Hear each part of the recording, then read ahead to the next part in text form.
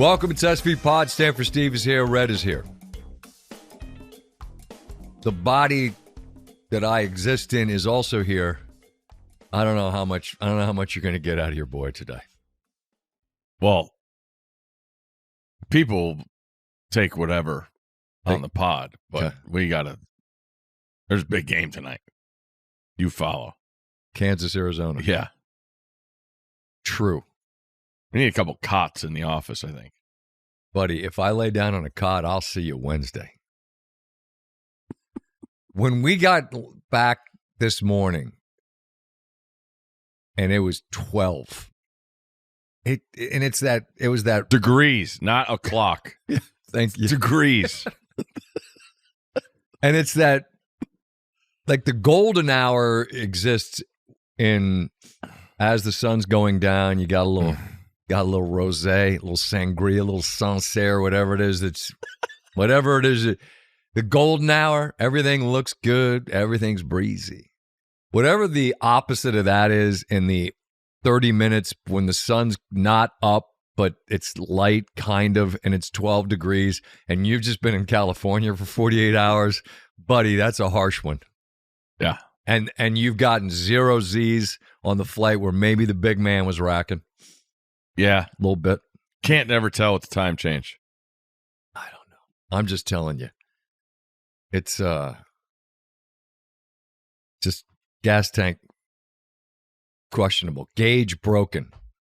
Like in the Monza when I put the hanger in there and rolled back the miles, and statute of limitations has run out on that. No, we're good. We're good. We're here. We're here. Fired up to talk Super Bowl. Yay. Game didn't have any buzz before. Nope. And then the game wasn't great because Seattle's defense was. The storyline that comes out of it, it's a long list. Whatever way you want to go. The dark side defense, awesome. Ton of young talent, great. Mike McDonald, 38, really cool. The Sam Darnold story. If you're up in that part of the world, you don't care if the game was entertaining to anybody but you. You're going to have a parade, and there's plenty to be optimistic about moving forward. It's just in a standalone spot, the last game of the year. It's fun when you get great ones. Sometimes you do. Yesterday was just, they were a boa constrictor. They were just completely suffocating. And I think about the Super Bowl signature plays, the one that and you're great at this because you remember things so much more clearly and so many more details, so granular details of events that blows my mind. But even a couple of years from now, you go, I remember Super Bowl 60. Yeah, Seattle won. What play do you remember? What's the play you remember? Maybe for you, it's Barner. Hell yeah. Anytime touchdown. Multiple. What do you got for me? I'll remember that. I want to go back Okay. to the pre thing because, we talked a lot about this year when it was final, the Chiefs were not going to be a part of the playoffs. You're going to get them riled up. I'm just petting my man. Okay. Who's the best boy? Okay. You're good. Huh. What? But we knew, we talked fresh faces, fresh blood, the whole thing. And then you get there and it's Seahawks Patriots and it's like, wait, and we're unwinding championship Sunday. It's like Patriots, yeah, they did win that game. And the Rams and the offense scored whatever and they lost again. All right, so we got Seahawks Patriots. All right, they played 10 years ago in an incredible game. Everybody hated the ending. Give the ball to Marshawn. And it's like, all right, we got Seahawks Patriots. What do we got? And it's like, no players still. Coaches both gone. And I felt like we were beaten over the head with the Sam Darnold story, which we have talked about ad nauseum in this lead up of how good they looked, the difference he made, why they beat the Rams because of him.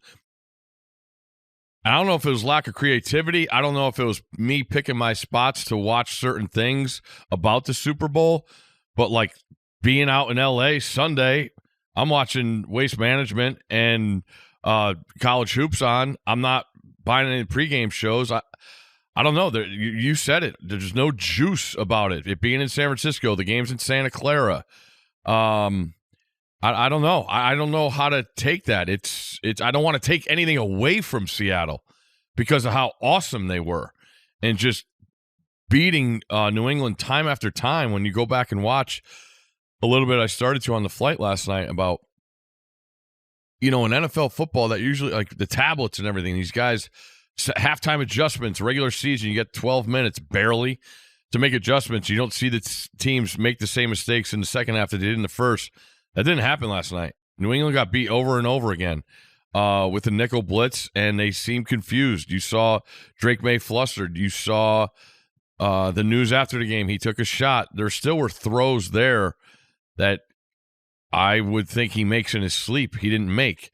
And it all built up into this dominant performance. And I want to give Seattle credit. I want to give McDonald credit. I really want to give John Schneider a ton of credit because I was going through the roster once we went on the air last night about what they've done in this draft. I think I found like 14 guys, major contributors last night, draft picks, like in the last 4 years. And then going back and reading stuff on the plane last night, like they wanted him. Like, remember Rashard Penny, Seattle? Yeah. Like he was going to be the next bust. The Geno Smith thing, sort of worked, didn't. Geno kind of wanted to get out of there, and they said, okay, we're going to turn this into this. You go back to Russell Wilson. I think it's Cross, Mafe. It's two other guys that are draft picks that became integral parts of last night. So a great job by that organization. We've talked about how much we love that fan base, how much we love going to that stadium, but it's as far away as possible for the majority of the country. Yeah. And it's not it's not a flamboyant, noisy thing. It's passionate. They were going to have their people make the trip. I was blown away at how many Seahawks fans, 12, stayed in the stadium for the trophy presentation. Like that whole corner of the end zone is all Seahawks fans. And I talked a lot this week about people, being in San Francisco. Like, are you going to the game? No. I have zero interest going to the game. I think it's the most overrated event there is, but Seattle took it and they ran with it, and all credit to them. But yeah, takeaways, major thing. I don't really have that. I think you nailed them. Credit to the organization, how it's built. Feels like it's built in a way that's sustainable. Yeah. A ton of runway for a bunch of young guys that you can be optimistic about the future, but the thing that we've learned about this game is that it's a complete waste of time to talk about getting back with the idea, you'll get another chance. How many times have you heard me talk about the Masters? If you're there on Sunday and you're on the second 9 and you've got a chance, buddy, you better put your arm in a jacket. Because the notion that you'll be back there again, not back at Augusta National, but back Sunday late with a chance, you don't know how many you get. And we've talked often about seeing Aaron Rodgers early in his career. How many is he going to win? Never got back. Never got back. So when you have your chance, and Seattle seized it, and they did it with suffocating defense and a recipe, by the way, which feels, like I say, more sustainable because whether Walker comes back or not, that's a question. Good for him. Mm-hmm. In a season where he lost a lot of his time to Charbonnet, and then Charbonnet gets hurt, they rode number 9 sturdy legs, never more so than yesterday, but run it, play defense, 0 turnovers in the playoffs. I mean, it's not a sexy recipe, but it's a pennies and nickels become dimes and dollars. McDonald, I love the conversation we had with him where I asked him about, you're being a GA in 2010 for Georgia and imagining a path at 38. And he's just like, you could see him laugh, shake his head like, I don't know, man. It's amazing. And it is. So they're ahead of schedule in some regards. And so is Drake May at 23, right? I mean, to make it second youngest to get there behind Marino, who, say it with me, never got back. I'm not saying that about Drake May. It's just as we were flying last night, and I'm thinking about him and the day he had. And we'll get to that in a minute. But just thinking about time and the chances that you get, and the people that will be in his way. Again, I mean, Mahomes isn't going away. Tears his knee up. He's furious. He's coming back with the anger of the fury of 1,000 suns. You've got Allen and Lamar out there, MVPs, who've never even made it. They're not going away. You know, you got a guy like Trevor Lawrence, whose team ascended, had a chance to beat Buffalo. Like, I felt like Jacksonville took a step forward this year. They're not going away. There'll be other teams that come up from not being in the mix like this. Patriots were 3-14 a year ago, right? Joe Burrow's not going away. Just the point is that there's so many obstacles. There's so many things that have to go right just to have a chance at all. And they got there ahead of schedule in Vrabel's first year, but he wasn't great in the playoffs. All the conversation throughout the regular season, you weren't a hater if you pointed out their schedule. You could just read. You just gave the context. But then you should be reasonable on the back end and go, well, they did just play 4 excellent defenses consecutively in the Chargers, Texans, Broncos, and Seattle. And he wasn't great in any of them. And he looked shook yesterday. But his left tackle also looked like he came back from an injury. And Campbell got shoved into the backfield all day long. So I think you could acknowledge New England's ahead of schedule as well, but then you also just wonder about what the path getting back looks like and just how crowded it is. And that's where I think you just have to appreciate being there and also recognize that it's not a birthright that you ever get back to these stages. You know what I mean? I don't know what's fair to say about May. I don't know. You have a different lens on the game than I do, having played it. What would you say about him? Well, everybody's going to talk about the idea of these, who's in front of them, who's coming back in the AFC next year. Totally understand. But I watched the John Elway documentary, and you think about, we're old enough to remember back then, Denver was nothing. Had the Orange Crush, one appearance, and it was that mid-'70s when they got beat by Dallas. Yeah, Craig Morton was your quarterback. There you go. In the Superdome, got boat raced. And great uniforms, though. Yes, they were. Which you could wear any game you want, Denver. Correct. All you have to do is put them on. And they go and they play the Giants in the Rose Bowl and get smashed. They're winning at the end of the first quarter. Washington had a lead early in the first quarter. Second quarter got away from them. And I just think about, like, he was crushed. And he even mentioned there, he's like, we got there twice and we didn't do anything with the opportunity.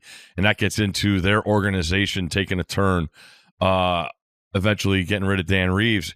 And you can't, I mean, we're old enough. We've seen it. We've talked about it. We bring it up all the time. You're not guaranteed anything to get back there, but I'm not going to take anything away from what he did. They the house money term was used, and that's fine and all, but he's got plenty of motivation, because when everybody keeps bringing up the people that are in front of him, no one's expecting the Patriots to do it again. So they have their motivation there. Yeah. You have Vrabel, that's a guy. So it's all out there on the table. Like, to your point, I mean, Lamar and Josh, they still haven't even been there. Haven't been there. So as great as they've been for a long time, man. Long time. Ahead of the timeline? Sure. With Seattle, I did think it was really evident that they had a belief in themselves. When I was going back and looking at and thinking about the games this year, they start the year, they score 1 touchdown against the Niners and lose at home.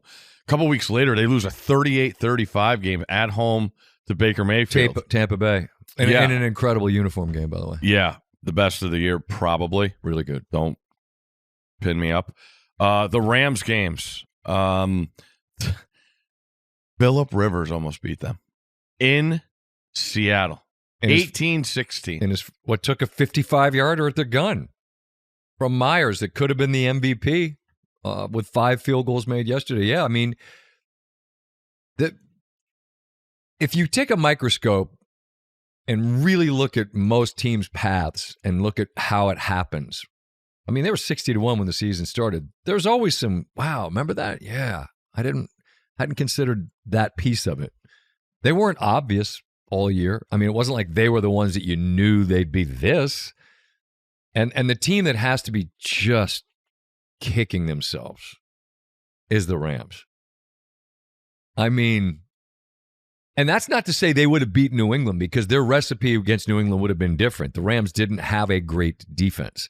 But what they had singularly was an offense that Seattle's defense just could not fuck with. It's amazing if you think about it. It really is. Mm-hmm. Looking at box scores, I was looking at that on the way back. I was like, do I have this right? Rams in 2 games to Seattle had almost 1,100 yards of offense, scored 64 points. And I also look back at that Thursday nighter and the 2-point conversion that was just awarded to Seattle on a ball that Charbonnet, on the one hand, you want to give him credit for, like, oh no, he kept playing. No, he didn't. He just picked up the ball. 2-point conversion. Everyone stopped playing. The ball's laying there in the end zone. Charbonnet picks it up to hand it to the ref. They look at it, come back out of a commercial break, lining up to kick off. No, actually, they just got 2. McVay's like, wait, what? Hold on, what's the score now? What are we doing? What the fuck's going on? You gave him 2 points? That helped. That's why Seattle has a home game in that rematch in the NFC Championship game. Because that play allows it to be tied. Not just that, but without that, it never happens. It's amazing to think about. That this Seattle defense, dark side defense, that was just suffocating yesterday. May and the Patriots could do nothing. People did that comparative. You want to look at May's numbers versus the same team Stafford played. All right, cool. Put on the Stafford tape against Seattle and then put on May's. See what you see. May doesn't have Puka and Devontae, but May also didn't look like Matthew against that defense. So I'm sure the Rams are like, ugh. Get to the inside the 5-yard line, couldn't get the score, lose by 4 in the NFC Championship game. That felt like a title game, particularly when it followed a game in the snow that was 10-7 or whatever the hell the final of that score was, 13-10. I don't even remember. Well, it was not much to fewer. But because New England ends up looking like they looked yesterday, it could cause you to look negatively at their whole season, which would be a giant mistake. You know, all those years you mentioned, Denver and the coming up short. Buffalo is the all-time team that they'd make it to the Super Bowl, then they'd lose, and then it would be like, the Bills suck. Well, they didn't suck. They just didn't win the last game they played. Patriots 14-3, man. Made it in May's second year and Vrabel's first year. Just a bad matchup. I don't know. I mean, is Campbell, do you think it's injury related? Is this a guy that, all right, like, we can't have him out there on an island on that left side. Let's move him in the middle. I don't know. Is he more guard friendly for him? I don't know. I'm not a personnel expert. I don't know if you knew that about me. Not a personnel expert. But game itself was just Seattle's defense. Darnold's stuff about his parents believing him was beautiful. That's cool. Happy for him. He wasn't great. He wasn't the reason. But he also didn't make any mistakes. They never turned the ball over once in the playoff run. Yeah. It's amazing the quarterback infatuation we have. It's unbelievable to me. Yeah, I think it's just the easiest conversation for people to latch onto. I'm like, Kenneth Walker just played the game of his life, and he gets the podium. He gets the MVP trophy. He gets one question. All right, we're going to bring the quarterback in. Sam Darnold, Super Bowl champion. Disneyland. MVP of the Super Bowl. Where do they go? Go to Disneyland. Nah, Sam Darnold's going to come too. Quarterback. But no. I guess that's always been a thing. Like the quarterback ends up being part of it. Yeah. Don't agree with that assessment. Just happy for the dude because no doubt you go from being the youngest quarterback in the league, go to New York, which can eat you alive, and seeing ghosts and all the rest of it. Now, I mean, Super Bowl champion. So salute to him. Do you think Seattle winning maybe helps them get an NBA team back? I don't think it has anything to do with it. I think they're gonna. I mean, I think everything I've heard is that it's Vegas and Seattle. Sources. Good sources. Vegas and Seattle. Huh. I mean, if I was going to put together a 2-team parlay, those are the teams I'd put on it. And they should have a team. You got yours. Yours was taken from you. Sonics forever. Hell yeah. Moonshine barbecue forever. Ever. Nope. Here we go, Red. We're not going to attack the bottle very early in the process. You're not going to just go bottle attacking. Relax. Pull yourself together. I did think it was cool when we had DeMarcus Lawrence on, and I just think of that guy. I have just so much respect for him. I said it. I said, to me, you're an adult. You're a professional. You're everything I respect about professional athletics. Guy that was like, you know what? I can't win a Super Bowl in Dallas. It's my home, but I can't win here. So I'm going to go to Seattle. And now he's got his family with him. His wife's 37 and a half weeks pregnant. She's about to have another child. And he's now a champion. And you ask him to explain it, and you see this big, tough man smile and shake his head and go, oh, man. And it reminded me of the No Words ad about the Stanley Cup. That's my favorite, where you see guys try to explain what it is, and they just cannot formulate the sentence, can't make the words match the emotion. And I felt like I could sense that from him. Felt like you could sense that a little bit from Coach McDonald. They were very calm and not going crazy. Swag said, man, if I just won the Super Bowl, I'd be going crazy. And I'm thinking I would too.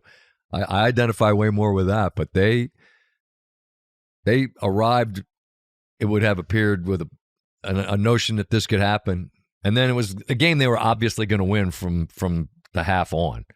So it wasn't one of those things where I get it as a player, you know better than I. Like, you can never allow that. I don't assume to happen, that you could just think it's done. But I never once felt like the Patriots were a threat. And once it was, halftime, and it's whatever, 12-0, 9-0. Yeah. I don't know. Go get him. So see how. Yeah. Draft. Right? I mean, the they've managed to turn Combine. They've managed to turn their off season into a thing. Combine, draft, schedule release party, dingle draft, league. Fantasy. Yeah, very important. And then we're back to what's going on in Sports Center. I don't know. Peter Schrager's he upset Bad Bunny didn't ask him for a cameo. About that, I don't speak Spanish. I don't know. I have no idea what was said at halftime. I just have never in my life had apparently the appropriate level of interest and or outrage in who performs at halftime. I just never had that much energy for it. I think we have a finite amount of energy in this life, and exhausting some of it to be upset about a halftime, or to use your energy to be upset about people that are upset about a halftime, feels to me like wasting that particular asset, personally. I will, however, come at you over halftime if you want to tell me that the greatest ever was not Prince in Miami, Purple Rain in the Rain. I'll have outrage about that halftime if you tell me something's better than that halftime. But Prince in the Rain, y'all want to sing tonight, Florida A&M? We're afraid it might rain. Prince asks, make it rain harder. Can you make it rain harder? I'll argue with you about the best halftimes ever. I don't have any energy for if you're troubled by it, or if you're troubled by those that were troubled by it. My man seemed to be having fun. A lot of folks doing things. It was halftime. I don't give a shit. Assess anything? Yeah, streak's over. Which is? Having a buffalo wing on Super Bowl Sunday. I usually never watch the halftime show because that's finally you're at a Super Bowl party or something. So the non-football fans are always sitting around the food or in the kitchen area. Sure. And everything. So halftime's always the perfect spot. You know what? Saw that pregame, or I saw that at the end of the first quarter. Go get yourself a nice hot plate. And I went on a hunt for buffalo wings at halftime and never found any. Man. And streak's over, y'all. Yeah. First Bills Giants Super Bowl. What was that, 20? No, later than that. 1990. I believe that was the first time we had a buffalo wing. And every Super Bowl since. So Wait a minute. The first time you ever had a buffalo wing was then? I believe so. In your life? Yeah. Oh, there were I see. Chicken wings. I'm not connecting the dots on how old you are, and so you wouldn't have been eating them as an infant. Correct. I forget that I'm older than you, and trying to figure out, what did you abstain? No, I just wasn't gumming a wing when I was 3. Exactly. Understood. I would have loved to because they're my favorite thing in the world. Yeah. But like a buffalo wing, a mozzarella stick, potato skin. You go mozzarella straight? You go Italian? You say prosciutto? Oh, I don't know. Is that like the chewy? Like a hammy kind of a thing, a salami sort of thing. Prosciutto. Come on. Yeah, sometimes it gets too chewy. That's fine. That's the things they got hanging at the Italian delis. Sure. When you don't get the Italian combo their way, they yell at you. Yeah, You know? ask for no coleslaw. See how that goes. It's like, I don't like provolone cheese. Can I get a different cheese? All right, so these are the So the streak's over. These are the Super Bowl associated things. Yeah, you want to be in our Squares pool? Yeah, cool. Oh, I got 8 and 5. Yeah. Awesome. You know what? No more Squares pools. I don't know anyone that's ever won one. I certainly haven't. You never won? No, I get terrible numbers. It's rigged. The universe is rigged against me. Squares pools. Hey, you want to join one? No. You'll get in. It's scripted. Come on, now you know. You didn't read it. Everything's scripted. Oh yeah, that's right. It's rigged and scripted that Squares pools are against me. So, Oasis next year. I'll watch. see, that's really what it comes down to about halftime shows, because on social media, which is where the performative outrage about whether you're mad about the halftime or if you're mad at the people that are mad at the halftime, the people are always just mad about who the performer is anyway, because people got mad that Kendrick did it, or they got mad that Beyonce did it, or people just Janet Jackson. Remember that? Wardrobe malfunction. Sure. It's actually just interesting as you say this out loud and you realize the amount of energy that people are willing to invest on the halftime act at a football game. What? Come on. I will say this: the people that go on social media that say I will not watch any more football. You know what? I believe you. I believe you. You won't watch anymore. You know why? Because there isn't any. But you know what you're going to do in September? You're going to watch football. So, Concussion. Too many concussions. Can't watch. That's probably not the reason folks are saying they're not going to watch it No, but today. they did years ago. Remember? Did they? Remember? Yeah, and you know what they did? They watched football. Those were fun times on radio. Because it's football and it's on. And Cowherd had the line years ago. There's 2 seasons in America, football season and waiting for football season. And now football season is over. Combine, draft, schedule, Pro Bowl. Voice of the Pro Bowl. Your boy right here. Moscone Center, little indoor Tuesday action. You know. People had some fun running around. I'm sure plenty of people watch.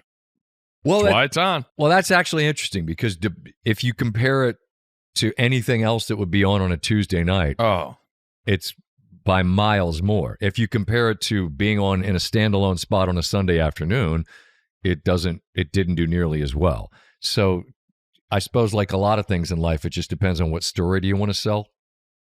What did Boomer say back in the day? He said a lot of things. I don't know what. You'll get what they get when they get it. We'll be right back. Boomer threw it to me last night. Oh. The handoff, Scotty, run!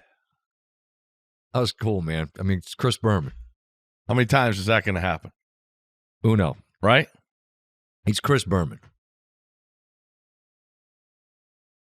That'll never lose its impact on me. His kindness to me and him acknowledging that I'm worthy of his regard. Will never be anything other than very meaningful to me. That's going to be tough also. We're sitting there. We come on after him, so we have the raw feed of Boomer, Booger, Alex sitting at the desk. And to see the ceremony end 100 yards away and to see the guys who just won the Super Bowl beeline to come on with Boomer. Yep. I was there in Atlanta with Belichick. I've seen the Andy Reid convoy. I've seen the Tom Brady, like the whole thing. That's going to be tough when that day hopefully never comes. Well, but you know it is. What when Boom decides it's a tip of the cap? Yeah. No, fuck that. He'll do it. He'll do it forever. Correct. Keep him in there Forever. So Forever and ever. Just Scotty, run with the ball. Like, you got it, Boom. I'll do my best. So looking back, like, would you, assessing your super week now, like, was there any decisions you might have second guessed? You mean going out to San Francisco, coming back to the East Coast, going back to California, coming back, multiple red eyes in the same week? Yeah. Yeah, I mean, I'd probably figure out a way to stick around. Okay. Maybe just crash at Rosillo's for the week. Manhattan Beach. You all. What do y'all do all day? Act like they're working. What, like just open up a laptop and get a coffee, but go then to the barista. Yeah, but then what? I'm working. Oh, somebody's walking by. Oh, hey, see that house that just came up for sale? But what am I on a Zoom? We're talking about. No, you got the earpiece. We brainstorming. You're shopping. Make it look like. I don't know. Is it lunch yet? What can we do? Get some fish tacos. Squeeze a lime on there. Cerveza. Barkeep. Sarsaparilla. Gonna go watch the sunset. I don't know. I just think you pull into that little enclave and, buddy, that is, as you say, fake life. It's fake life. Wow. They don't even allow you to park in town. Nope. It's unbelievable. Do you live here? If you live here, you have a spot, and if you don't, go away. Yeah. We rolled in late. 900. I just would like to say, as we were leaving, there was a foursome that arrived from the golf course, and I just somehow this will make it to this young man. My man Red, you, sir, were incoherent. I hope he got up in time for the Super Bowl. There was apparently they have a golf league, and I'm grateful for your invitation to join your golf league. Unfortunately, I live on the East Coast. But your question, which you asked me 11 times, was, do I think a golf league sounds like fun? It does. I will say, if your golf league leads to blackout Saturday nights, maybe you got to rein some of it in. Anywho, on the way out, that I think they wear blazers as part of it, because there was like a plaid blazer the one guy had on, who that was very complimentary of my work. I appreciate that. But again, I think people were a little bummed, and they're overly flattering with their comments. But thank you. Enjoyed meeting them on the way out. You are incredible in the way you deal with the golf world. Just how you've been everywhere. You're a golf guy. You started there, and then you get out west. It happens a lot. We go to Scottsdale, and you got golf guy comes in the visor. Sure, the star still got the tees in his pocket, but you're not the golf guy that those guys are and hangs out at the 19th for 7 hours. No. And that's where there's the disconnect.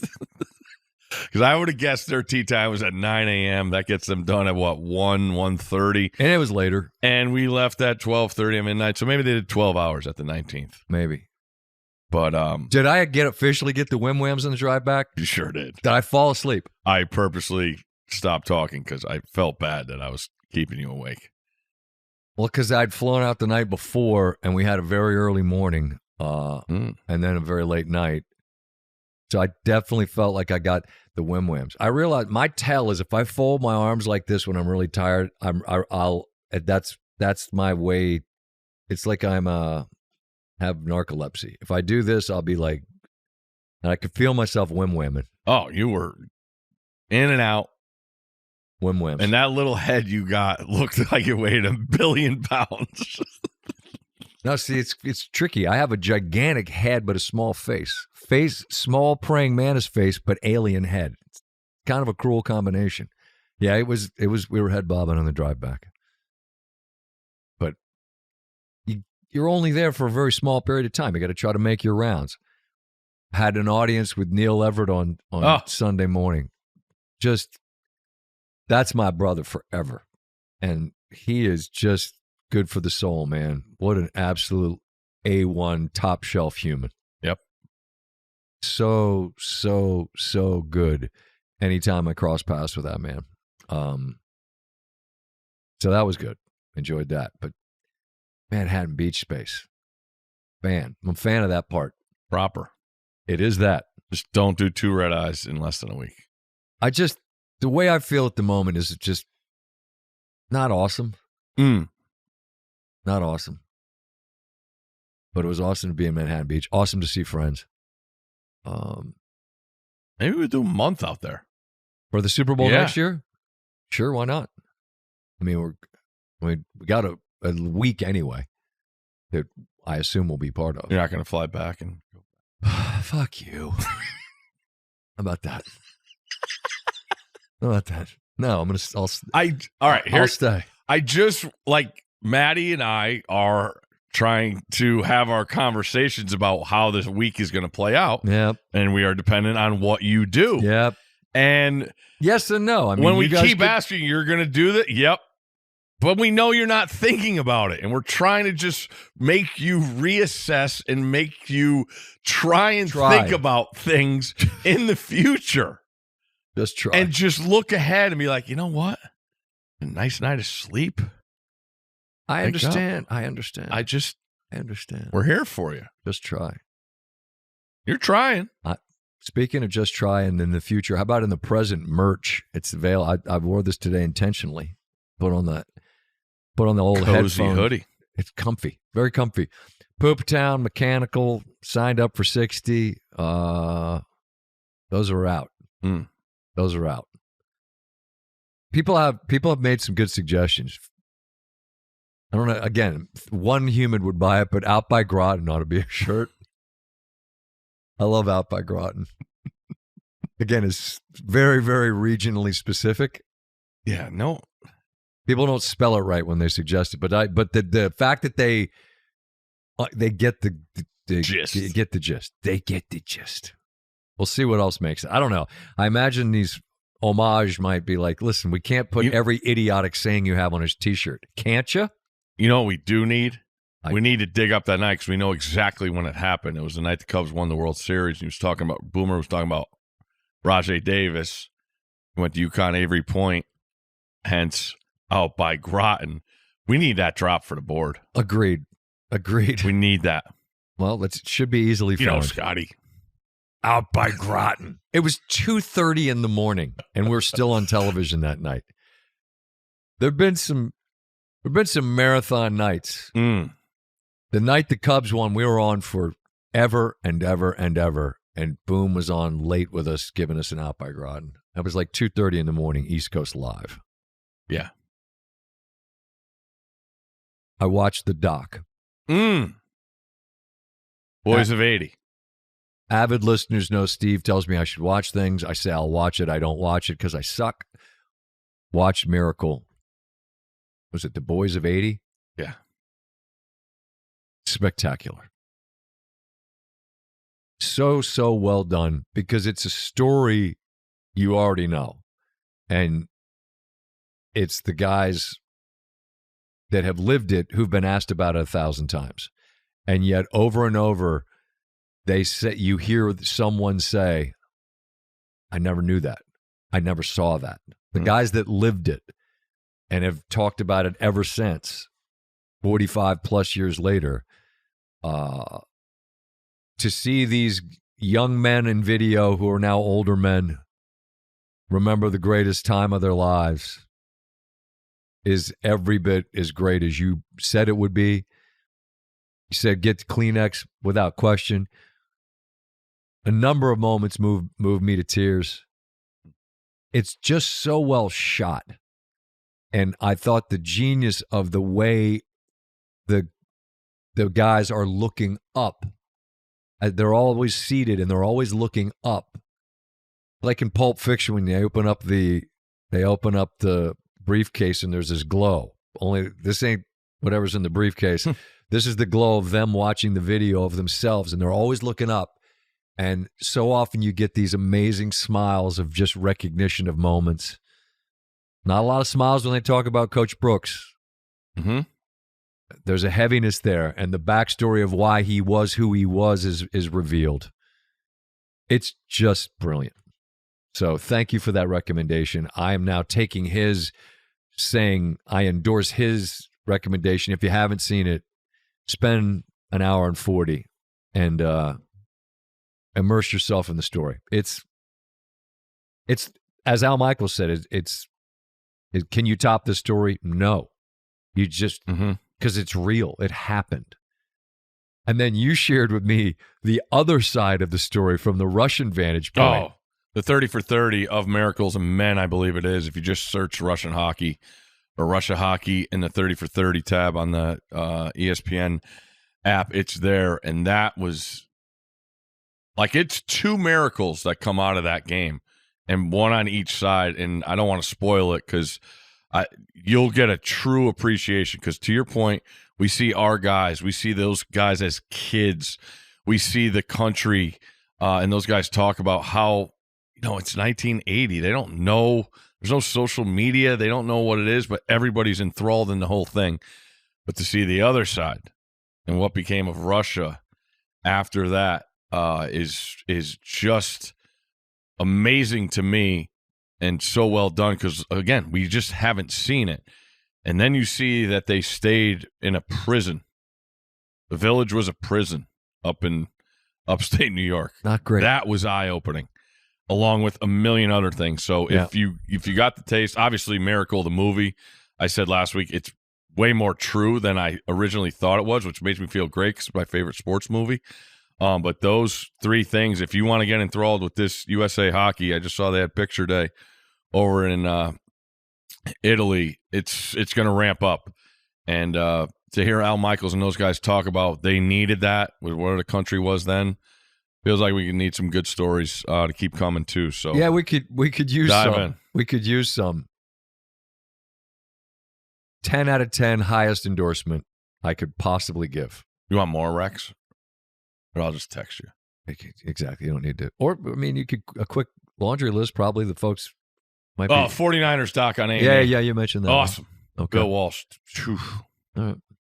Fascinating. Speaking of Olympics, they are ramping up. One of my sons had a fever. He was home today. He's the big skier, so he was watching the downhill and whatnot. I think we've talked about this through the years. There's always that. We were watching, they were cross country the other day, and then there was the ski jump, and I said, would you rather do the ski jump or the cross country? And you said the ski jump. Yeah. Doing cross country I think I wouldn't physically be able to do it. I mean, the ski jump, gravity takes over, and you're probably going to die in the process, but you could do it because you just get moving. I don't know about that, bud. What if something goes wrong with ski and a cross country and you got 17 miles to go? They just use just kind of run with one foot and then slide on the other. Sort of like a peg leg pirate. Screw up your hip for life. Probably. What do I know? I got my speed senses back after being at Disney, California Adventure. That's why I chose the ski jump. Okay. But you were talking about skiing. I just trying to figure out. Go ahead. I just want to talk about Lindsey Vonn. I was going to ask you about that. People obviously have their opinions on everything. Everything. But very passionate about many things. Halftime shows and should Lindsey Vonn be skiing or not? What do you One of my favorite things about going to Stanford was being around so many incredible, like we were the little guys on a totem pole. When you talk about Olympic sports and the success, swimming, volleyball, water polo, whatever, and knowing that the window that they have, and we just talked about quarterbacks possibly getting back to a Super Bowl. This window is way more minute. And for Lindsey Vonn to look that in the face, know that she's had injuries before, know what her knee feels like, and looking at that hill and saying, I'm doing it. I can't say more about the braveness she showed. And people are going to talk, oh, what about her future? Whatever. Like, I get it, and everybody has their teams and their support groups now, but that's her, and she wanted to make a decision and do it, and I can't respect it more of what she did and knowing what could happen and still doing it. That's as good as it gets. The saying, going out on your shield gets thrown around. That's what she wanted to do. She knew that was a possibility going into this, and as catastrophic as it looked and possibly could be, she did it, and I think that's one of the bravest things I've ever seen. Incredible. I'm not surprised by people having passionate opinions about things that have nothing to do with them anymore, because that's just what everything seems to be. But I personally don't understand what criticism there could possibly be of someone who's as accomplished as Lindsey Vonn and has earned the right to compete. I believe the training run was third. The first training run that she had was third on no ACL. And this is a sport where inherently, in the blink of an eye, one false lean, catch an edge, you're going 75 miles an hour, buddy. You're going to hit the deck. It's happened before. It'll happen. It'll happen again. Mm-hmm. And so the notion that this really calamitous injury took place was something that somehow shouldn't have happened because she shouldn't have been allowed to, just doesn't land with me. It doesn't make any fucking sense of any kind. She took someone's spot. What? She's Lindsey Vonn. Yeah. One of these spots is yours because you're you. Unless you're 10 seconds behind people, which she wasn't. Hmm. And the point you're making, I agree with. The notion of the arena being willing to stand at the top of a hill, take a deep breath, hear that beep, beep, beep, and now it's time. I admire that level of courage as a 21-year-old without a body made of bionic woman, titanium in a knee and an ACL that's gone. So I don't know. I find that I always quote the arena. It's not the critic who counts. And you get to the end about, if they fail, at least fail while daring greatly, so that their place will never be with those cold and timid souls who knew neither victory nor defeat. She's in the arena and got carried out of it, literally, helicoptered out of it. Mm-hmm. And that's heartbreaking to me that that's how it ends. But at 41, knowing that this window is shutting, we're gonna buckle it up one last time, and that's how she goes out. Yeah, and that's the point. We talked about our kids getting in the pool and doing it, and just do it. But the idea of her standing at the top of that mountain, knowing that this is probably going to go really bad, the percentages are saying it's not going to be great. Then you go out and you do it, and you're in medal contention. But still knowing what you feel like, only she knows, and say, I'm going to go do this, man, that's as inspiring as anything. I was blown away when I first read the story, and when she said I'm like, she's going to do it, because now no one's telling her that she didn't. Then she goes out and does it. But to be it at the top, knowing that a failure, big failure, is possible, and still do it. It's Well, and because think about, that's a sport where failure is that. In other words, not just not finishing on the medal stand, but the risk of something catastrophic is very possible. It doesn't exist in most sports. No. I mean, yeah, you can get injured playing football, I understand, but you're not going 75 miles an hour down a block of ice. So we're aligned there. I'm baffled by the opinions otherwise, but anymore, again, the fact that people allegedly feel so passionately about things that don't concern them, just sort of how everything seems to go at the moment. I had one more thing I felt passionately about. Just made me laugh as I was jotting this down. I didn't pay attention to many of the ads. I happened to catch one that involved an Eagle, a Clydesdale, and Leonard Skinner and Freebird. Oh, and it was just tapped into sort of. If I'd be a good ad exec, because I'd say, all right, Super Bowl. All right, we got a beer ad. All right, cool. Give me a Clydesdale. All right. What else? Can you give me an Eagle? Can you give me a flag? All right. Give me some Skinnerd. All right. And then what happens? Now see, now we're cooking. That's where the magic of the ad took over, because we had the Clydesdale, and we had the sick Eagle that then became a soaring Eagle, and now we're playing Freebird. And now you know what I'm saying to myself? Fuck yeah, give me a cold beer. Give me a Budweiser. Now we got beer, horses, music, Eagles, Skinnerd, patriotism. You just hit for the cycle, buddy. That's a winner. So I enjoyed the ad, but it just gave me the opportunity to remind you all listening and to remind Steve that Leonard Skinner isn't one dude. It's not a singular guy named Leonard Skinner. Although actually it was a guy, it was a gym teacher in Jacksonville, but Leonard Skinner was indeed a collective. All right. Van Zants and such. Got it. Freebird. That was a winner. Hmm. Kind of all over the map here. What was the get back on the Barner touchdown? If you watched the Sports Center on Saturday plus night. 240. Nice. We both looked like the Patriots plus. That was not close. Yeah. JSN under receiving yards got there. Trevion got over. Did he? His combination? Yeah.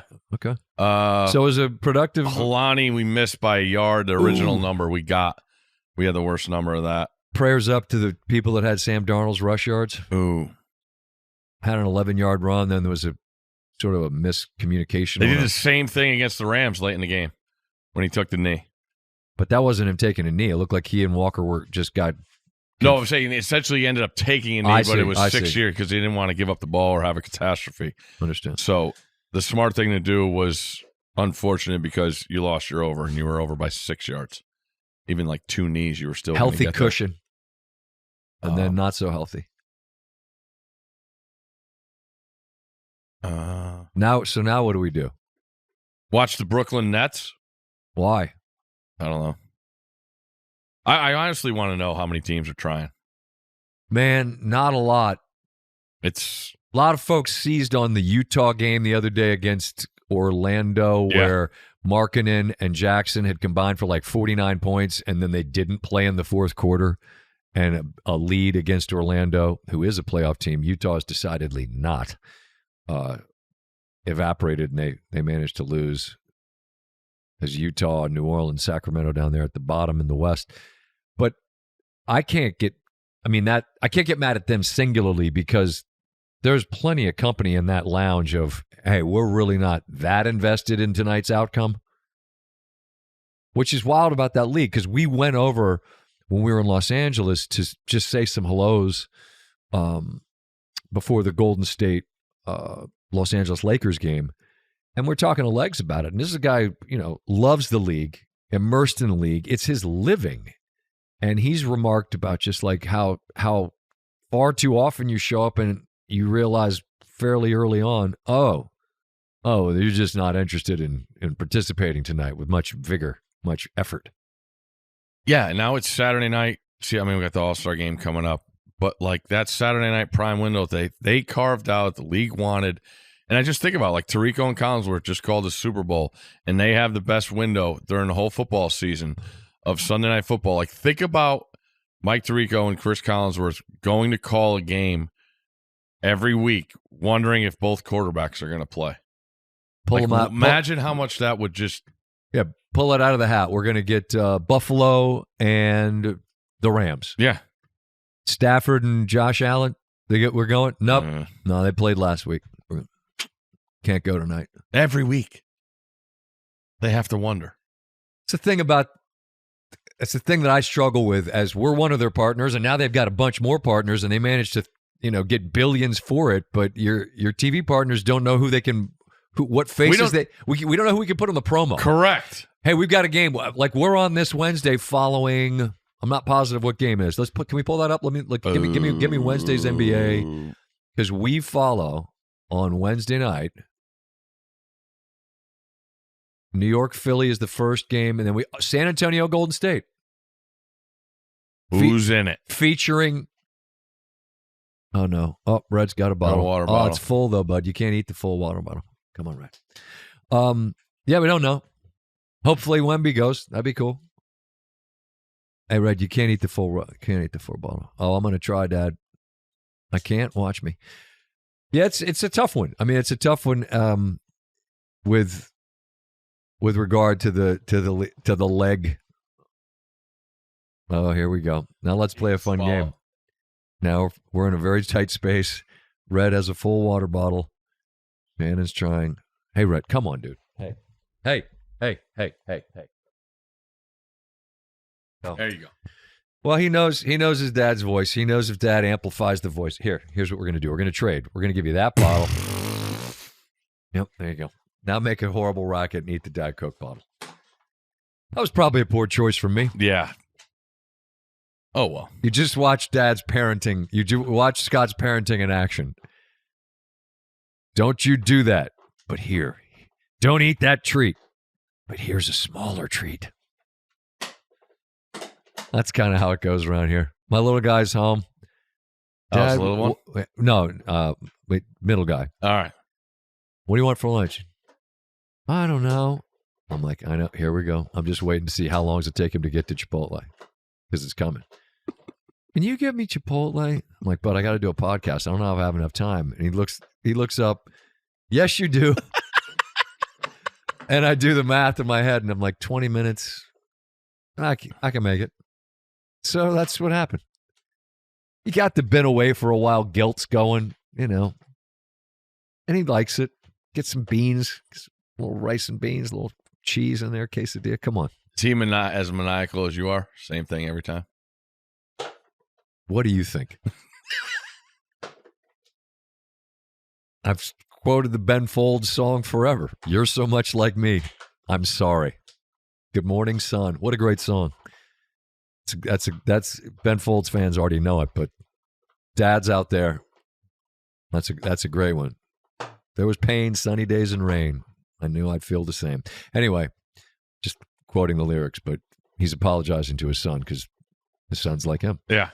And Sam's going to have a lot of that, I'm afraid. Maybe he'll get the good stuff. I don't know. Or maybe he'll just get all the odd idiosyncrasies.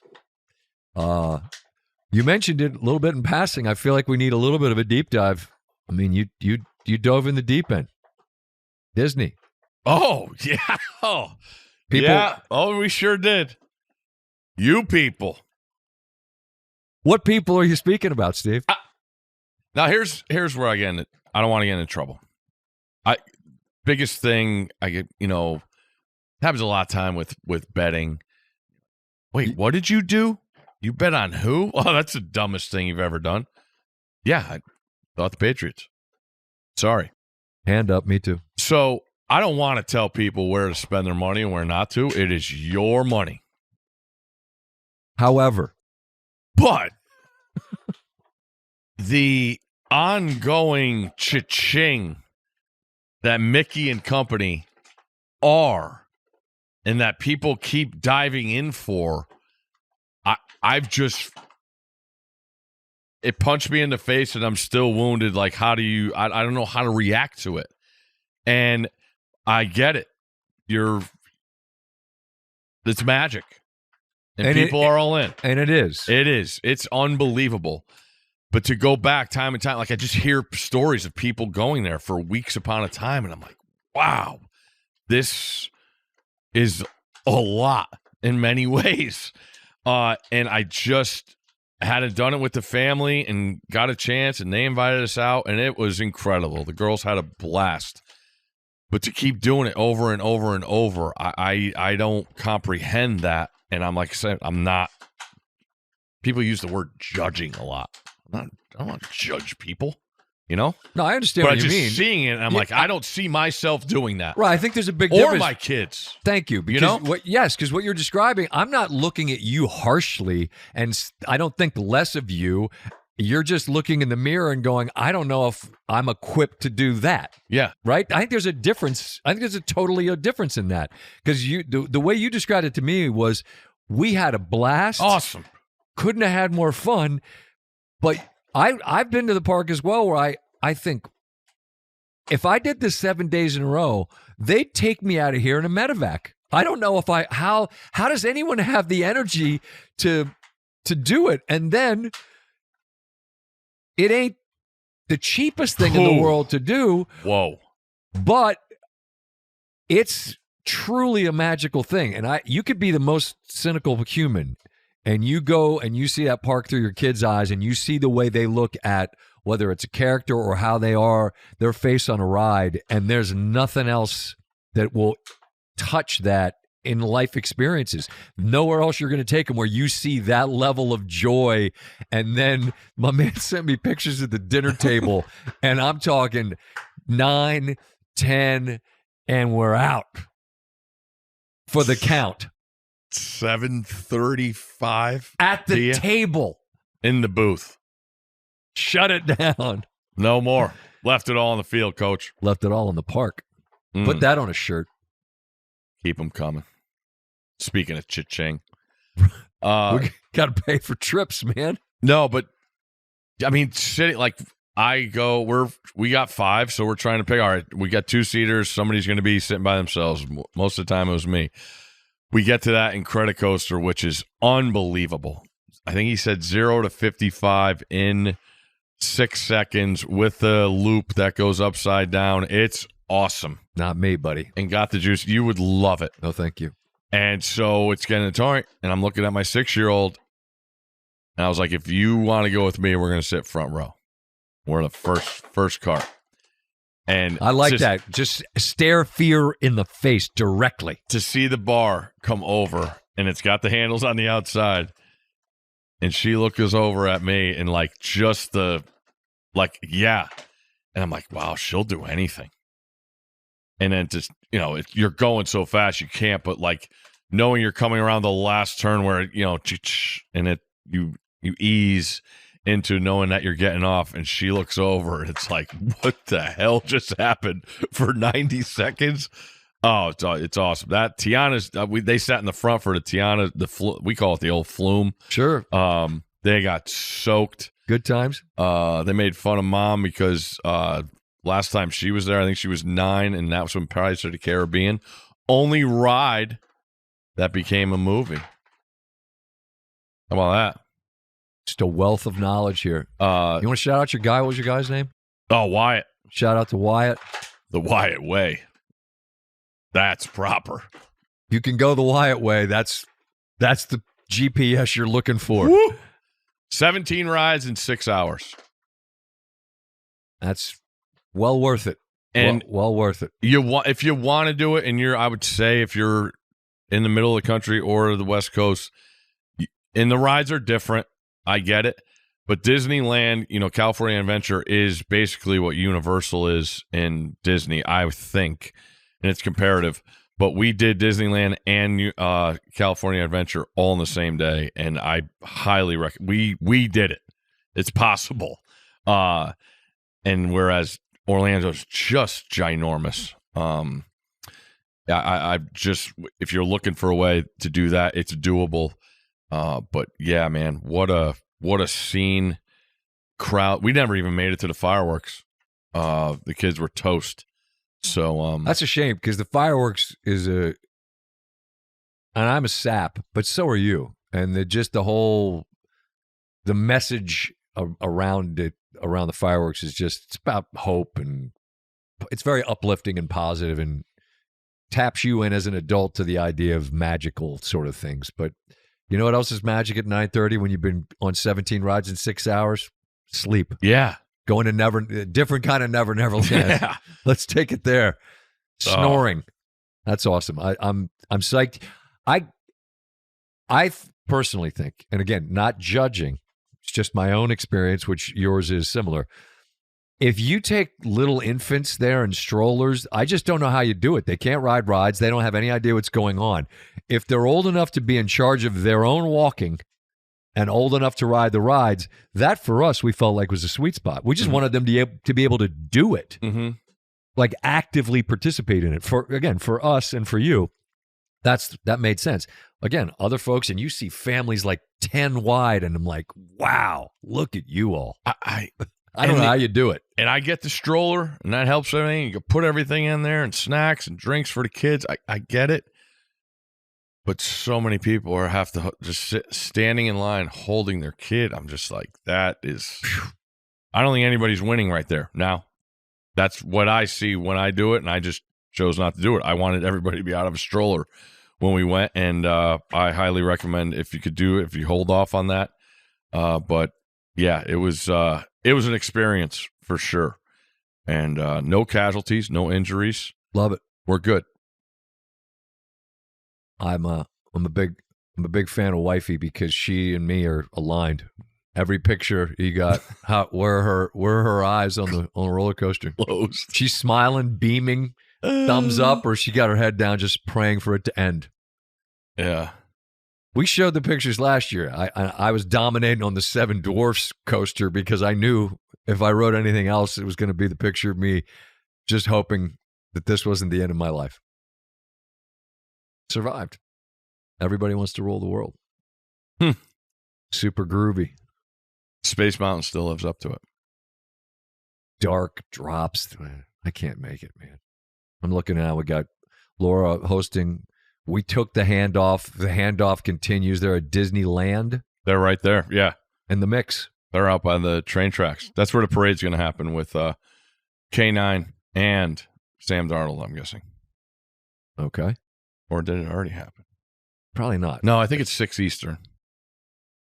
We'll be there. We'll be ready to go to do SportsCenter tonight. Got a little TGL for you as well. ESPN on the El Duce. That's coming at 7. So I got that. That's tonight. The Bay versus L.A. There you go. We were just there. Now we're here. O-line play, not a topic of conversation. I've just been watching poor Drake May running for his life the entire time. Critique the quarterback play. There's not a single quarterback in the game that could be elite if they were pressured as much as he was pressured yesterday. Not one. Yeah, he's still going to hit some throws.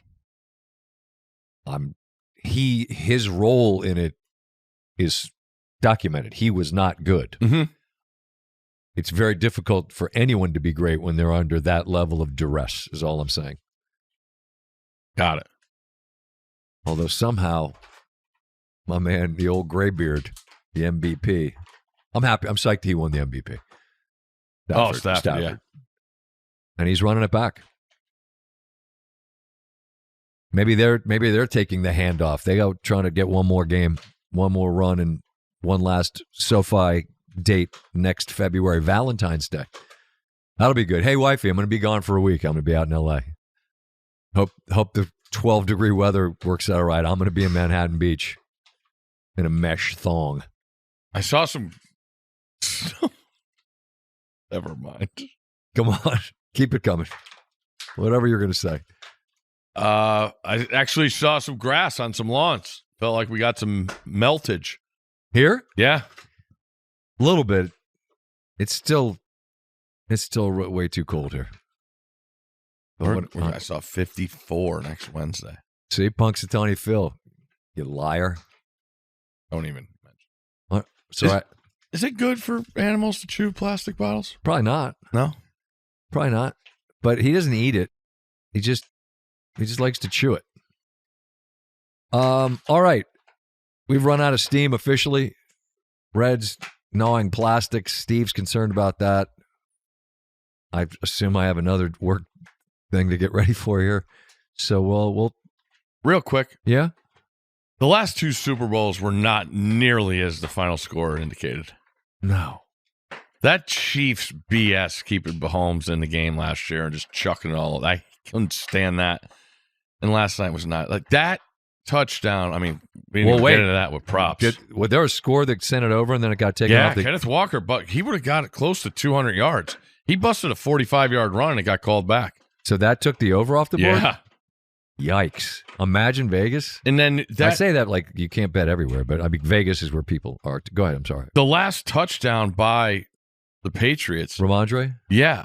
May thinks like he's over the line. Like if you watch it and you see the facial expression, there's different views. He's just like, he thought he totally screwed it up. And it's like, no, you scored a touchdown. Like it just put everything into a bottle. Right. Well, they got trucked. Wasn't close. So, salute to Seattle. Football's over. We'll dive into college hoops. We got a good one on Monday. Heck yeah. Big 12. Arizona comes to the Fog. I'm anxious to see that one. Peterson, Pete. Burries, by the way. I mean, everyone called Pete. Oh. He jumped out like. Burries is the guy for me. I agree. Get him on Peterson. All right, there you go. So if you're listening late, you already know. Sports Center to fall. There you go. We'll see it. Yeah, Daisy Fresh, shot out of a cannon. And we'll be with you on Tuesday, and then we follow the NBA Wednesday. Who's going to play? Who knows? We'll put logos on the promo. Yeah, we're going to put Adonal Foyle and Tim Duncan. I like it. Who's in it? Andres Beardinch. Beardrins. However you say it. They know who we mean. Yeah, you're totally right. He always was super tan. Hair. Good hair. Yep. We'll put him on there and give me a random Bonner, the redheaded shooter. Oh, yeah. New Hampshire. Really? Yeah.